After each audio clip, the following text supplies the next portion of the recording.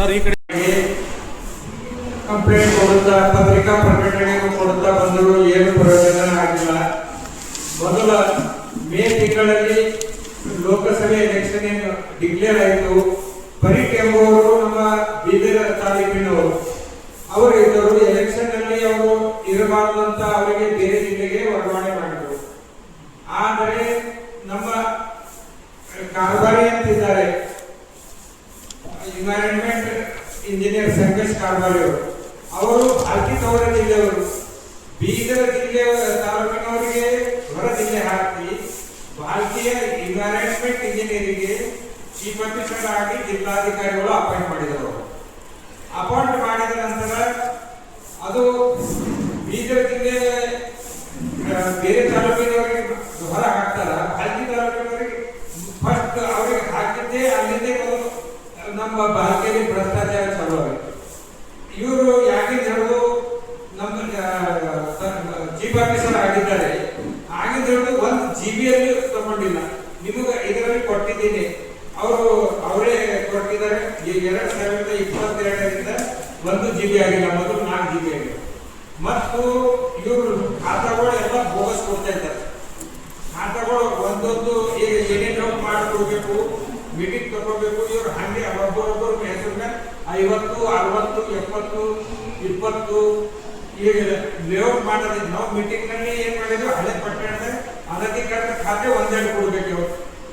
ಇವ್ರು ಹೊಸ ಏನ್ ಲೇಔಟ್ ಮಾಡದೆ ಸರ್ಕಾರ ಪ್ರೋತ್ಸಾಹ ಮಾಡೋ ಕೆಲಸ ಅಂದ್ರೆ ಇದು ಬೋಗಸ್ ಅನಧಿಕೃತ ಖಾತೆಗಳು ಕೊಟ್ಟು ಭಾರತೀಯ ಗಾರ್ಡನ್ ಇಲ್ಲ, ಲೇಔಟ್ ಇಲ್ಲ, ಪೂರ್ತ ಮುಂದೆ ಫ್ಯೂಚರ್ನಲ್ಲಿ ನಮ್ಮ ಪಟ್ಟಣ ಖರಾಬ್ ಮಾಡುವ ಕೆಲಸ ಇವರು ಸಂಕೇಶ್ ಕಾರ್ಬಾರಿ ಮತ್ತು ಅವ್ರ ಜೊತೆಯಲ್ಲಿ ಆರೋ ಅಂತಿದ್ದಾರೆ ಪಾಪ. ಮತ್ತು ಯಾವ್ದು ನಾವು ಖಾತೆಗಳು ಬೇಕಾಗಿತ್ತು, ಲೋನ್ ಸಲುವಾಗಿ ಇರ್ತಾವೆ ಅದು 25 ಅಮೌಂಟ್ ನೋಡಿ 25-50 ಸಾವಿರ ರೂಪಾಯಿ ತಗೋಬಹುದು, ಹರಾಸ್ಮೆಂಟ್ ಮಾಡೋದು. ನಂದು ವಾರ್ಡಿನಲ್ಲಿ 2 ಲಕ್ಷ ರೂಪಾಯಿ ಬಕೆಟ್ ಕಸ ಬಕೆಟ್ ಸೆಲೆಕ್ಟ್ ಇಟ್ಟಿದ್ದೀನಿ ನಾನು. ಅದು ಬಕೆಟ್ಗಳಿಗೆ ಜನರಿಗೆ ಕೊಟ್ಟಿದ್ರೆ ಕಚರ ಬಿಡ್ಬೇಕು. ಅವು 2,000 ಬರ್ತಾವ ಸರ್.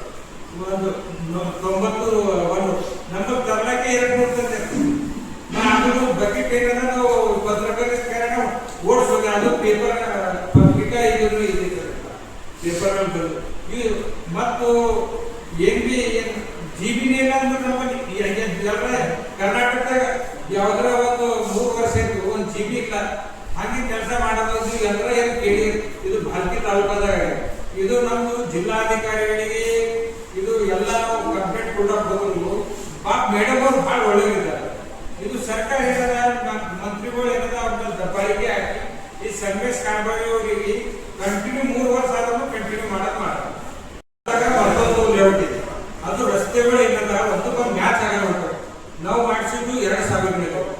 ಈಗ ಅವ್ರು ಲೇಔಟ್ ರಸ್ತೆಗಳು ಮ್ಯಾಚ್ ಆಗಲ್ಲ ಅಂತ ನಮ್ದು 34 ನಂಬರ್ ಪ್ಲಾಟ್ ಇದೆ. ಅಲ್ಲಿ 15.5 by 30 ಮೀಟರ್ ನನ್ನ ಜಾಗ ಇದೆ. ನಾ ಅಪ್ಲಿಕೇಶನ್ ಕೊಟ್ಟಿನಿ. ನೀವು ಇಂಜಿನಿಯರಿಂಗ್ ಕೂಡ ನಾವು ಇಂಜಿನಿಯರ್ ಬರ್ಕೊಟ್ರು. ಎಣಿಸಿದ್ರು ಸ್ವತಃ ಟ್ಯಾಕ್ಸ್ ತುಂಬಿಕೊಂಡು ಏನ್ ಮಾಡಿದ್ರು. ಮತ್ತು ಸೆಕೆಂಡ್ 3 ತಾರೀಕಿಗೆ ಆನ್ಲೈನ್ ಹಾಕ್ತಾ ಇದ್ದಾರೆ. ನಾನು 3 ತಾರೀಕಿಗೆ ಇವರಿಗೆ ಲೆಟರ್ ಕೊಟ್ಟಿದ್ದೀನಿ ಚೀಫ್ ಆಫೀಸರ್.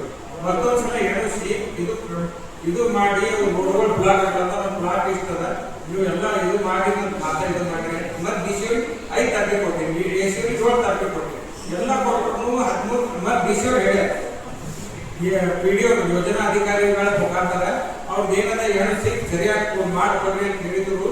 ಬೇಕಂತ ನನಗೆ 50,000 ರೂಪಾಯಿ ಹಣ ಕೇಳಿ ಇದು ಎಲ್ಲ ಕೇಸ್ ಮಾಡಿದ ಅಂತ ಬೇಕಂತ ಹರಾಸ್ಮೆಂಟ್ ಮಾಡಿ ಮಾಡಿದ್ರು, ರಿಜೆಕ್ಟ್ ಮಾಡಿದ್ರು.